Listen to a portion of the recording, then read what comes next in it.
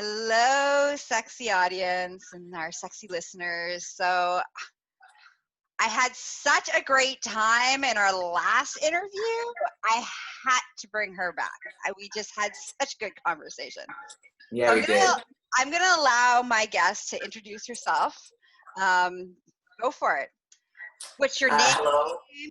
What's your title? What do the people need to know about you? Hello again, everyone. It's great to talk to you guys and vibe with you guys again.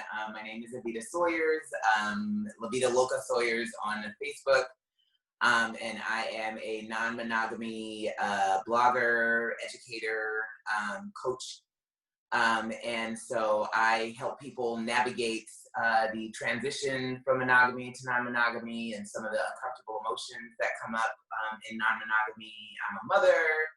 I am a feminist, I'm Black as fuck, queer, I'm all the things. So, and I really I'm very passionate about helping people navigate the pitfalls of like switching that relationship paradigm between monogamy and non-monogamy.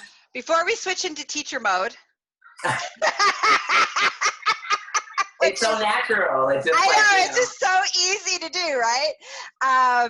We'll learn more about your inner workings of your business at the end of our show. But let's get right into our conversation today is you're gonna share this awesome story about how you transition from monogamy to non-monogamy.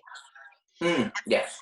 And so where do you want to start with that? So my husband and I have been married we celebrated 16 years this year. And we actually met in a very conservative Christian church. And so we started off our marriage very staunchly monogamous, very, straight-laced.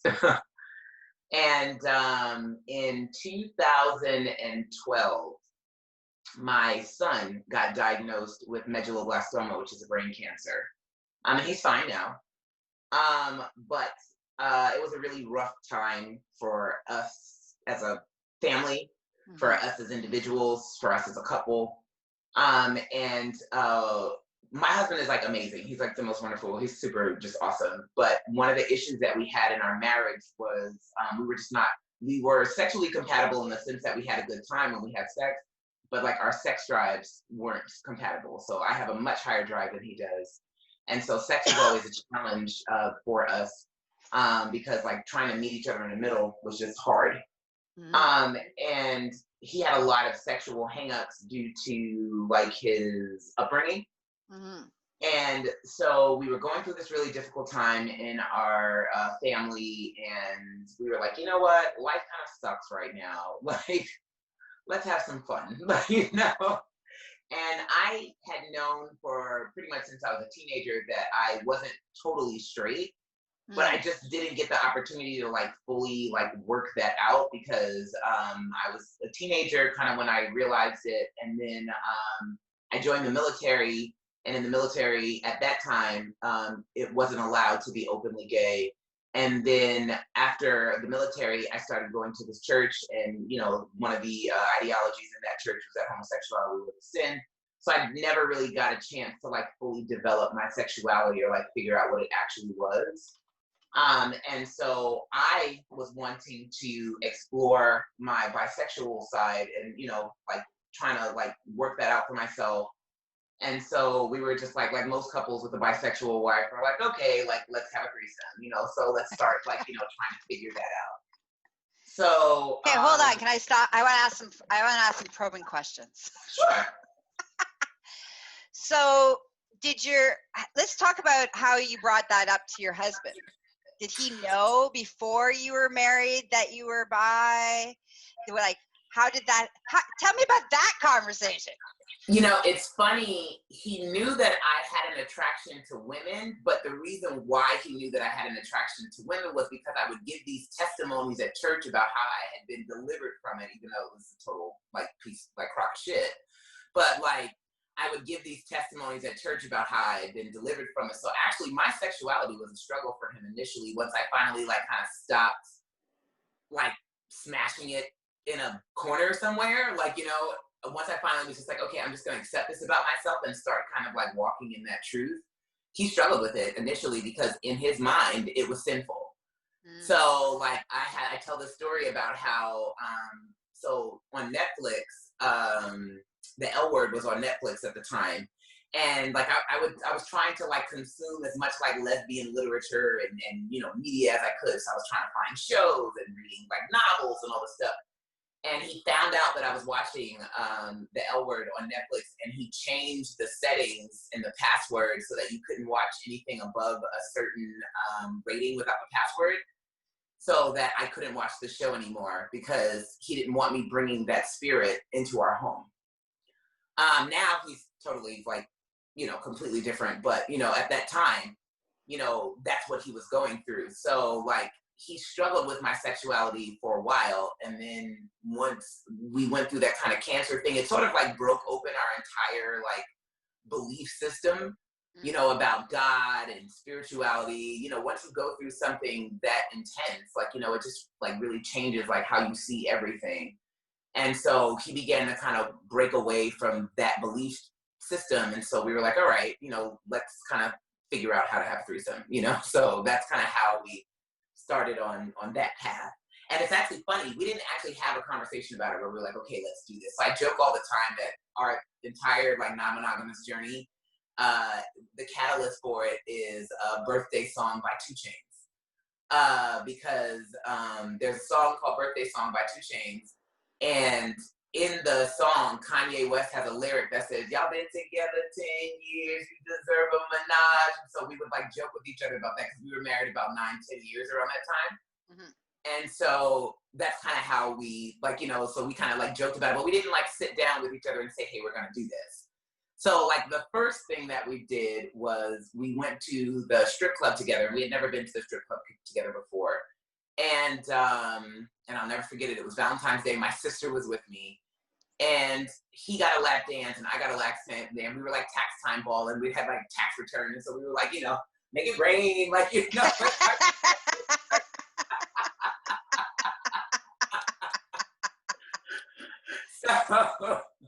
So we go to the strip club, and he got a lap dance, and I was there watching him get the lap dance, and I just didn't feel what I thought I would feel. Like I thought I would be like seething, you know, with jealousy, and I wasn't. Like I was just like, oh, okay, you know, and I went and got a lap dance, and I went, you know, went back, got a VIP lap dance, and you know, and so I just didn't feel what I thought I would feel. And so what did you feel? It was just kind of like, you know, mostly I was concerned with like enjoying myself, like, you know what I mean? So like I was happy to be getting the opportunity to interact with women, you know, in a sexual way. So like I wasn't super like concerned about what he was doing. Like it just, I don't know, like I thought I would be like really, really like about it, and I wasn't. But I noticed I don't feel as much jealousy with sexual things as I do with more like emotional, romantic, relational things. So after that, we were like, okay, you know, now we want to have like an actual threesome. So then we were like, all right, we're going to go to Nevada and go to one of the, you know, I don't want to know the politically correct term, you know, sometimes they call them cat houses, brothels, you know. So we were going to go to one of those. I like bordello, so I'll say the bordellos. Yeah. So we were going to go to one of those, and but it was very expensive, and we really just couldn't find someone that we thought was attractive. Like we were just like, like, you know, we're not feeling that. Then we looked into hiring an escort, and once again, it was expensive, and that was a lot more clandestine. So like, it wasn't like you couldn't really like see the person, you know, and it just didn't feel right. So and then after that, I was in a group on Meetup called San Diego Bisexual Women. And then through that group, one of the members, like I saw some of the groups that she was in, and one of the groups was like adults only, like games or something to that effect. And so I looked at it and I was like, oh, this looks kind of cool. And that particular group, like they were closed to new members, but Meetup suggested some other groups that were similar. And so I saw one that was similar. It was called San Diego Open-Minded Couples. And so I joined it, and they had a party. And so I told my husband, I was like, all right, like, you know, let's go to this party. And this was like the first time that we had done anything even remotely close to this. And it was so funny because it was like way out in the sticks, like way out in the boonies. And so before, okay, hold on. I want to ask some questions. Okay. So you guys are going to decide to do this. So what conversations are you having? Like, first of all, what feelings, what conversations? Is there any like thoughts, fears, worries? So me, I'm much more adventurous than my husband is. So I'm adventurous in a different way, but I'm just much more adventurous. So when I saw it, I was just like, hey, why not? You know, I love experiences. So worst case scenario, you have a story to tell. Like that's what I tell people, like, you know. So I was very just like, oh, like let's check this out and let's see what it was. One of the things that I will say that I did mention or did feel is at the time, I weighed about 330 pounds. So I honestly felt like no one would want us. Like, you know, when we got there, like I was like, nobody's gonna want me. Like, I'm not gonna be able to interact with anyone. Like, no one's gonna find me attractive. Like, you know, that was what I went through. And actually, what I realized, and I want to write an article about this, is swinging is actually what helped me learn to love my big girl body. Because I believed I was attractive, like, you know what I mean? I would, you know, do my makeup and do my hair and stuff, you know, and I didn't walk through the world kind of like feeling like Quasimodo, but like sexy wasn't something that I felt I could attach to myself, you know? And then once I started swinging, and I never wanted for people to want to interact with me. Like, I never had that problem. Like, you know, I never went to a place where everybody was just like, we don't want to have anything to do with you. Like, I always, you know, had somebody that wanted to interact with me in that way. And that's really where I began to own my sexiness. It's like, no, I can be seen as sexy. I can see myself as sexy because I started swinging. But anyways, so I was concerned that like nobody would really want to do anything with us. My husband, interestingly enough, was a little bit more concerned about driving out into the wilderness with a bunch of like white people that he didn't know. Like, so like he was dealing with that. Yes, because the community here is very, it's very, very like there's not a lot of Black people in the community, in the non-monogamous community, whether it's swinging or polyamory. There's not a lot of Black people here because we live in San Diego. So, so that was like more his concern. And he's an introvert and he has like social anxiety. So in his mind, he was like, we're going to this new thing with these people that we don't know. It's way out in the wilderness. Like, I don't want to end up like dying. Like, you know, that's kind of what he was going through. And me, like, I don't think about that kind of stuff. Like, you know, that's just what I do. So me, it was more like, nobody's going to want me. Like, you know, I'm just going to be kind of on the sidelines. And so that was. And were you guys sharing those thoughts with each other, or were you? Oh, good. We were. All right. But it was a long drive. It was probably like an hour, you know, drive. So on the drive, and it was when I say it was in the sticks, it was in the sticks. Like there were parts where it was just like dirt road, like. And so he was like, "Okay, where do you have us going right now?" And he was like, "Do you know anybody here?" And I was like, "No, you know, I don't know anyone here." And he was just like, And so it turned out to be at this like mansion, like way out in the desert with this guy who lives in San Diego. And he just is a really like dirty dude. And he just likes to have people in his house getting it on. And so that's kind of what it was. And the dude was loaded. And so, yeah. And so he just likes having people at his house getting it on. So, so we went and we parked our car and, you know, we knocked on the door and it was a pool party. So it started, you know, with the pool. And so it was early. And then it went on into the night. And this woman opens the door completely naked. Like, she's just like, hey, come on in, guys. She's like totally naked. And we're just like, because remember, we came from like this conservative Christian background. Like, none of this was anything that we had done. And so we were just like, you know, and so we're like, all right. So we go inside and we're kind of hanging around. And we meet this couple who, and we were new, so we went in with rules. So we weren't supposed to kiss anybody, because to me that denoted intimacy. And then I wasn't supposed to sleep or interact with any men. And he wasn't supposed to give anybody oral sex. Okay. Those were the rules. Those are the rules. They all got scrapped. That night. All of them hit the threshing floor that night.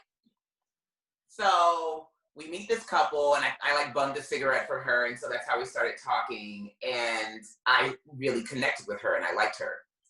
but I had never like approached a woman, you know, for that kind of thing. I mean, what do you do? You know, so this was all new to us. And so we're all kind of hanging around and we're in the garage and we're smoking some cannabis. And so the woman that I was interested in, another woman walks up to her while we're sitting out there talking, and she just starts like fingering her like in front of us. And the funny thing was, I was like, look at I just had this like very like I literally was like, I went to go get her some water, and then I came out and she was like, you know, in the middle of this.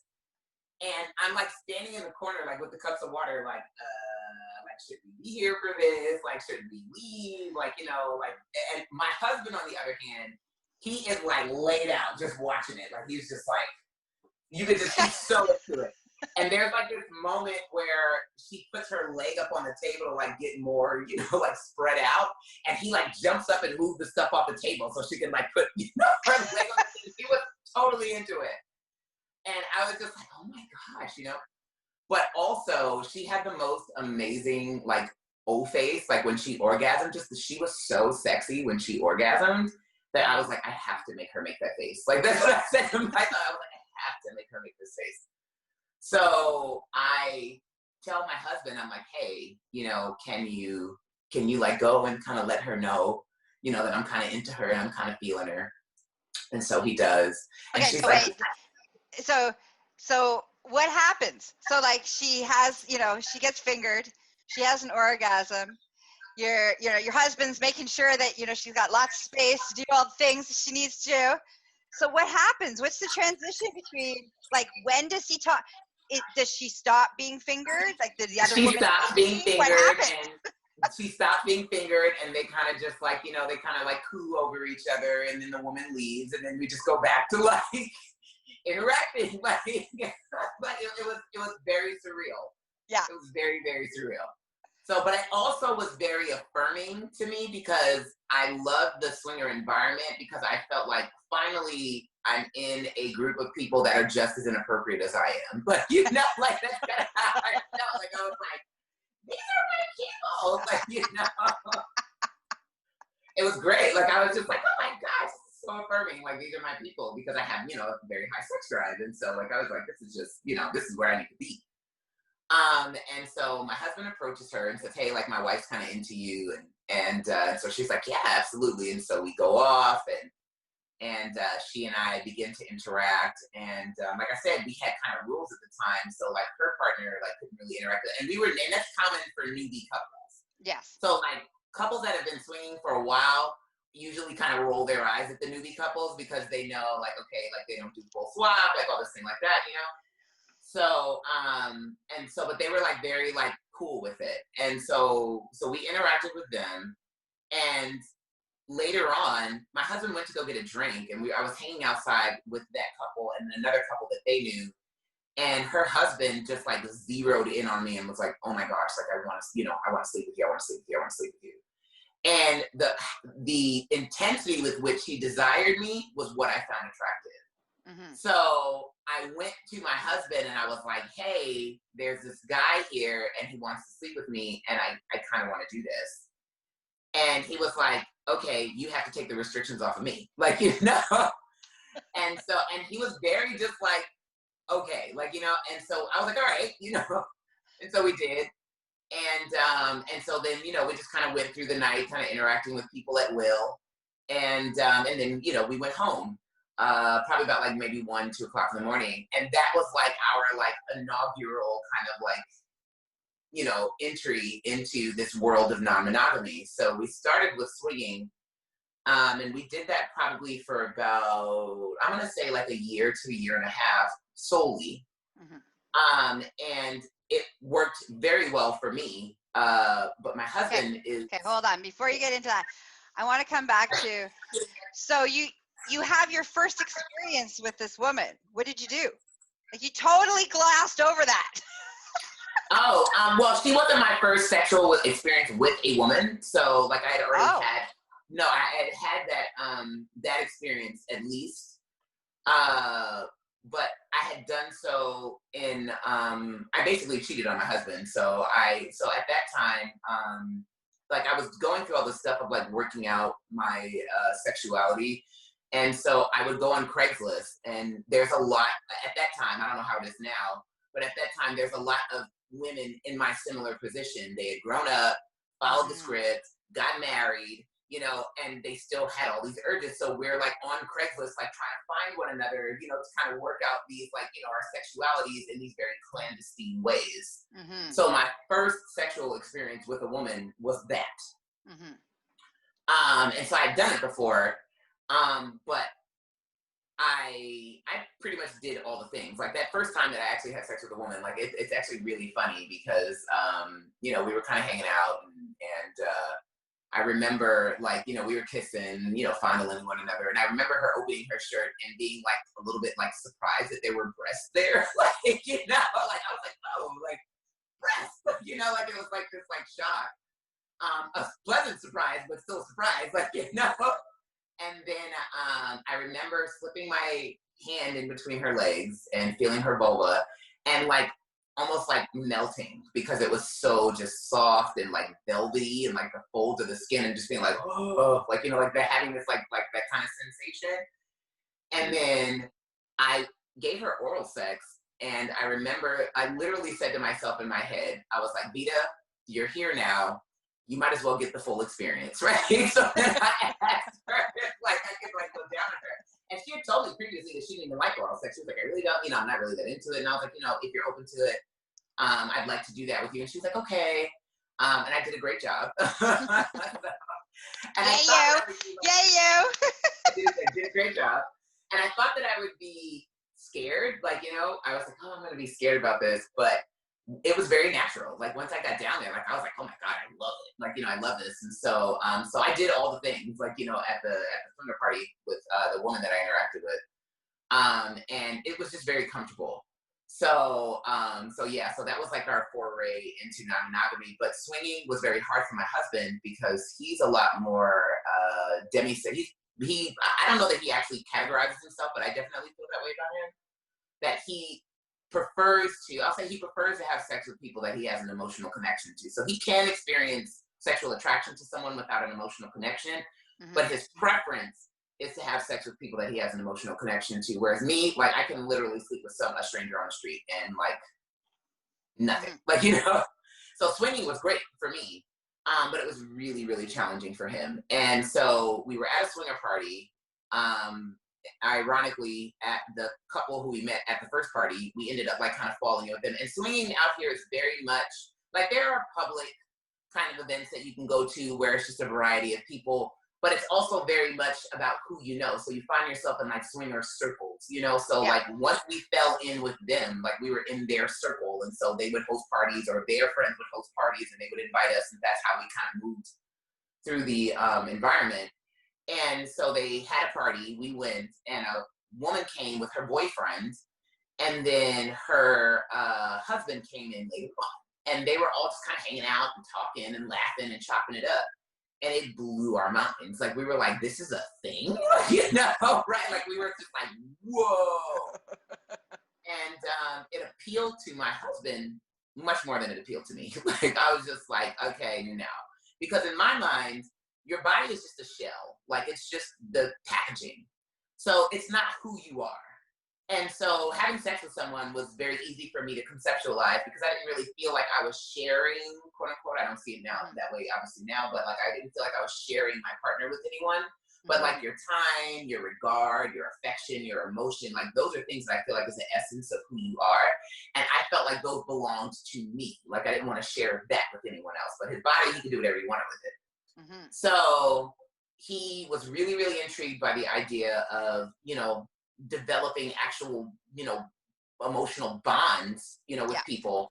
And so we were like, all right, we'll give this a shot. And so we went, we decided to open up in that way. And I went on like a date or two, I think. And then he went on like one or two dates. No, he went on one date and I lost my shit. Lost it. Lost my shit. I'm not even gonna lie. Lost it. Just completely unraveled. And so we tabled it because I was just like, ew, no, I cannot do this. And about 6 months later, we revisited it because I wanted the opportunity to actually form romantic bonds with women. So I had sex with plenty of women by this time because I've been swinging, but I did not have the experience of actually having a romantic partner. And I'm definitely a bi-romantic bisexual. Mm. So I like having women as partners, not just as sexual partners, but like actual romantic partners. So I wanted to have that experience and hadn't had it. And so we were like, okay, we're going to open up our relationship. And so we, unlike most couples or most couples that you see where there's a man, you know, heterosexual man and a bisexual wife, we were not unicorn hunting. So we were not looking for a third, you know, because he and I have such vastly different tastes in women that I was like, there is no way that we're going to find a woman that we both like. Like, I was like, it's just not going to happen. Like, I was like, so you go get your own woman, I'll go get my own. Never the twain shall meet. Because I was just like, there's just no way that we're going to find someone that we both like. And then, ironically, we go to a swinger party and we meet this woman who we end up being in a relationship with for like 2 years. So, that's because you let go of the expectation of it happening. So right. It. Right. And the interesting thing is that it's still true. Like that experience let me know that us being on the path of finding separate partners was absolutely the right choice, because that is still true.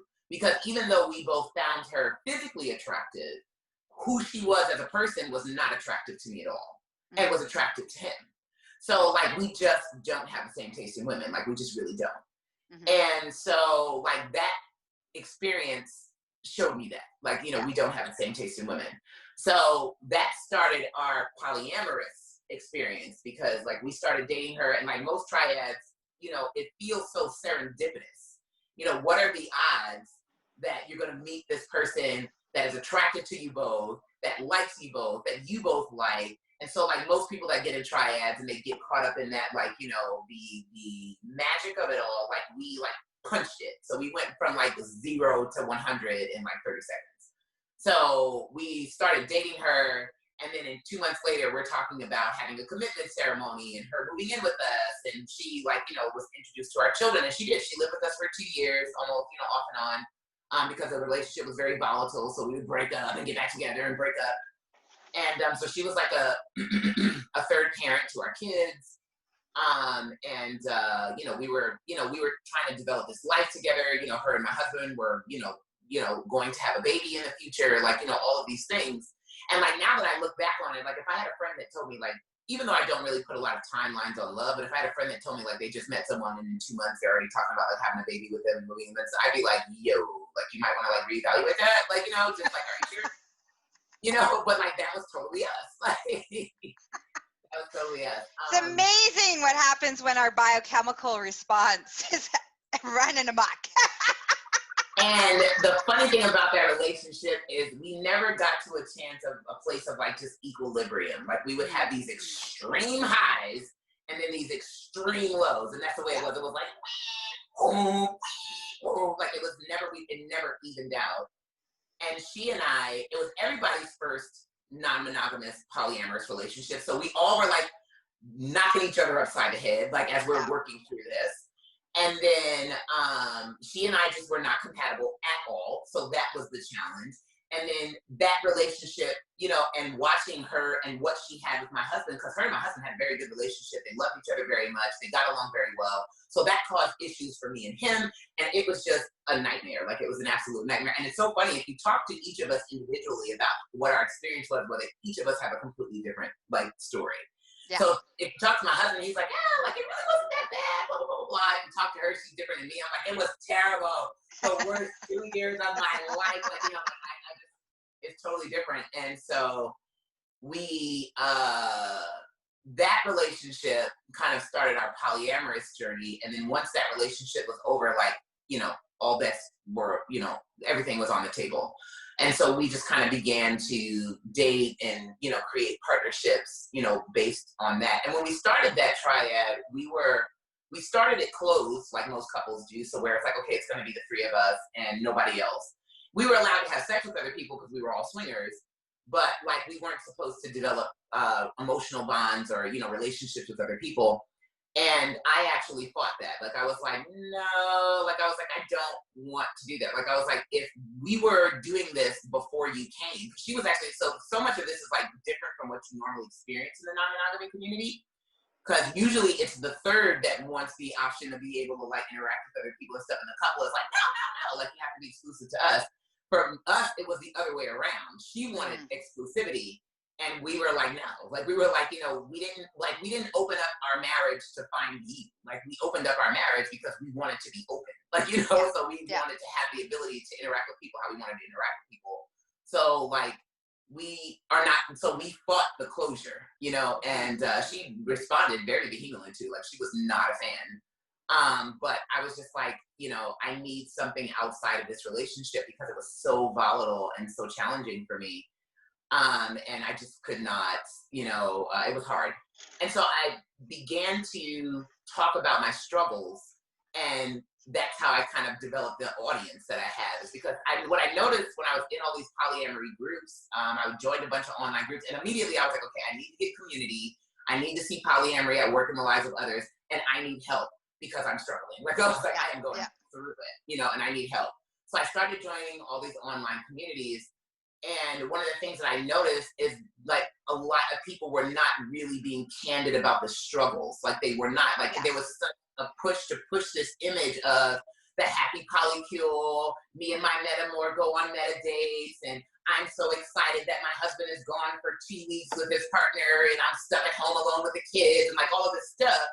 And I was just like, I do not feel any of this. Like I was like, I'm hurting. And I'm going to talk about that, like, you know, and through that, it began to resonate with people to where they were like, and kind of give people the license to kind of talk about, you know, it's not all cupcakes and rainbows all the time.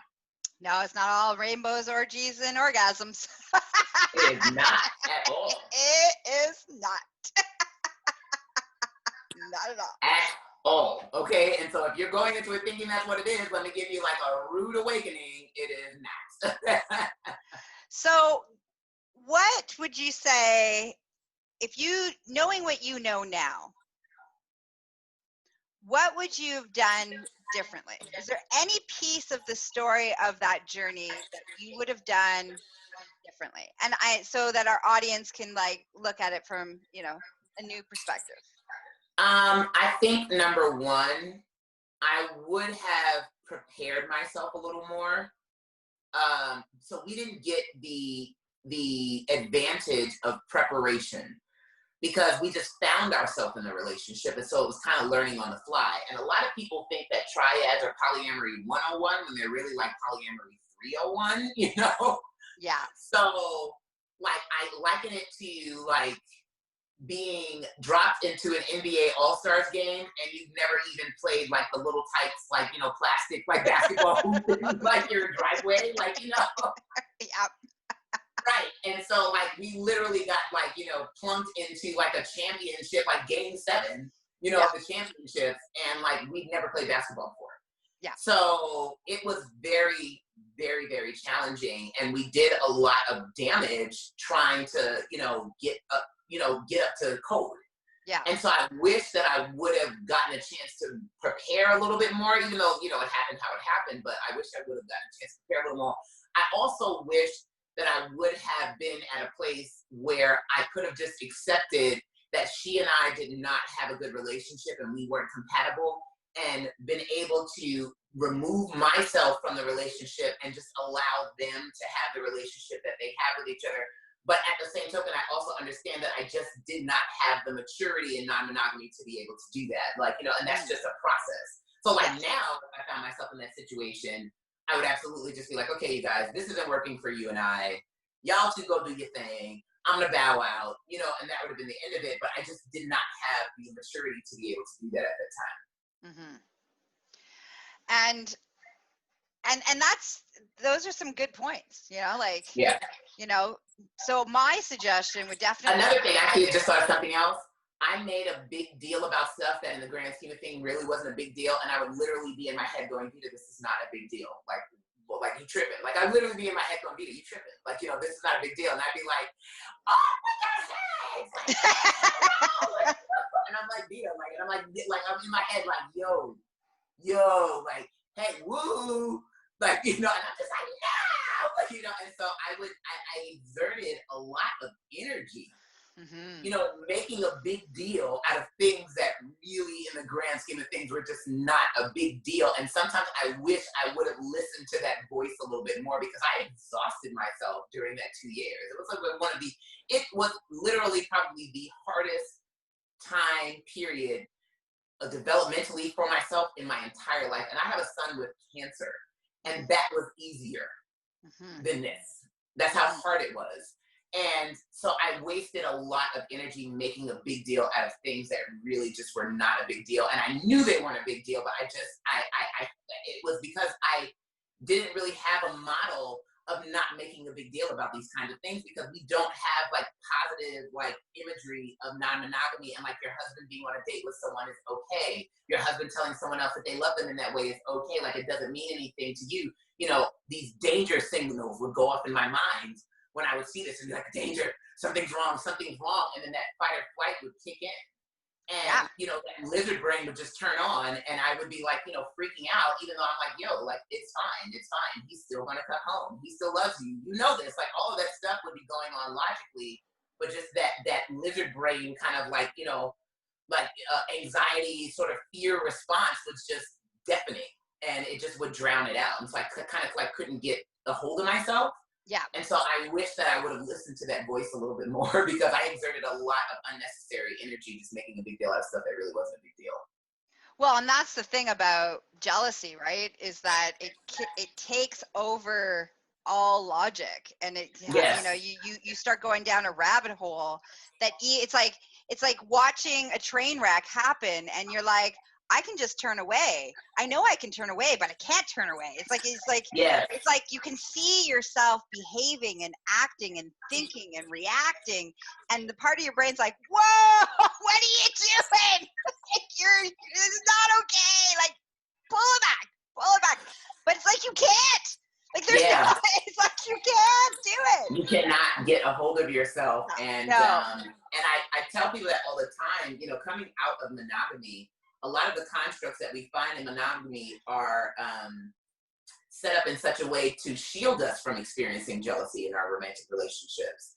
Yeah. So it's almost like when you get into polyamory and non-monogamy, it's almost like your first like real experience with it. So I tell people I liken it to like living in a house with no windows for, you know, the bulk of your life, and then stepping outside into the sun.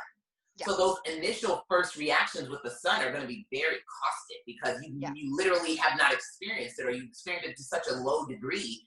And jealousy is such a funky emotion. Like, you feel it in your gut. Like it was, sometimes it would be like a gut punch. Like something would happen and it would be like, ooh, you know, and I'd be like, oh, and all of a sudden I'm feeling so weird and uncomfortable. And it's very like, you're like, I have to do something, because it's such an uncomfortable emotion. And I experienced a lot of jealousy, and at the time I did not have the tools to, like, now I still experience it, absolutely. Like, I tell people all the time, my husband calls me salt babe, because I'm like, I'm salty, you know. So like, you know, I'd be like, oh, I you know, I seen the little post your girlfriend put on her page, blah blah blah, you know. And I mean, now it's like comedy, you know, and joking, but like, you know, I still experience it, but now I have like I have experience with it. And so now it's like, okay, like I tell people now when I experience jealousy, I'm like, okay, my husband's on a date with somebody and I'm feeling jealous. What's for dinner? Like, you know what I mean? Like, I realize now that it's just an emotion. It's part of my emotional index. This is my emotional response to these things. And I don't have to become the emotion. I don't have to, you know, run away with the emotion. And I don't necessarily have to do anything when I experience it. Like, you know, I can just simply bring it into awareness and then let it pass. Like, you know, and also jealousy is an amazing tool for self-discovery. And so it is. Oh my God. It is. But we don't want to get into teacher mode. Okay. All right. I promise that when you come on my show, My Orgasmic Life, you and I will dive really into this, and we can be in our teacher modes, and we can like go right into it. All right. No worries, no worries, no worries. It's so easy to just like slip into I it. know it is. It's just so super easy. All right. So, how do people spend more time with you? I have a page on Facebook called Evita Sawyers, and there you can. I actually do like an update every day called Today's Polyamory Reminder, and I just put little tidbits and little snippets about polyamory, and it's been pretty popular. I started it when the quarantine started, and it's kind of like become a thing. You can also book coaching sessions with me through that page. So if you need like individual attention or you have individual questions about your non-monogamy, you can book coaching sessions with me on that page. I am Levita Loca 34 on Instagram. I am also Levita Loca 34 on Tumblr. So I do some more personal writings about my experiences on Tumblr. And I think that is it. Yes, that's all the platforms. Beautiful. And we will have all of those lovely links in the show notes. So you don't. I also have a documentary on Amazon called Polylove. So you can rent that on Amazon. And it chronicles actually that first polyamorous relationship that I was in with my husband, that triad. Oh, beautiful. Mm-hmm. I look forward to going and seeing that. It's very good. It was a film school student, and she was doing her thesis on polyamory, and actually, she was going to film us, and then 2 days before she was going to film us, we all broke up. So she actually filmed the breakup period, and it ended up working very well. It's a beautiful film. It is. She did an amazing job. Beautiful. So thank you for being on the show yet again. You were spectacular. You shared so many beautiful. I enjoy this so much. I enjoy talking to you. Like, I really do. We have a good rapport.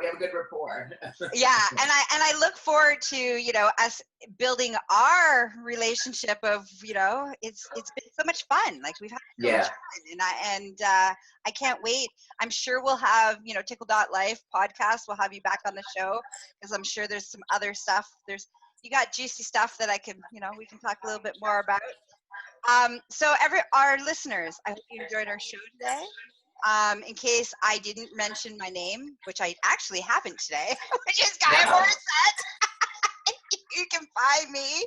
If you want to spend more time with me, you can find me on all the social media platforms under Gaia Morissette, as well as you can find me at succulentliving.com for all of your sexual wellness needs, and Empress Gaia for all your BDSM wellness needs.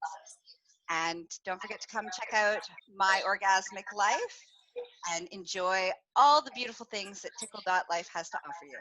Have a fantastic day, and may it be filled with exploration and lots of orgasmic, juicy moments today. Remember, May is coming up, and it's National Masturbation Month, so woo!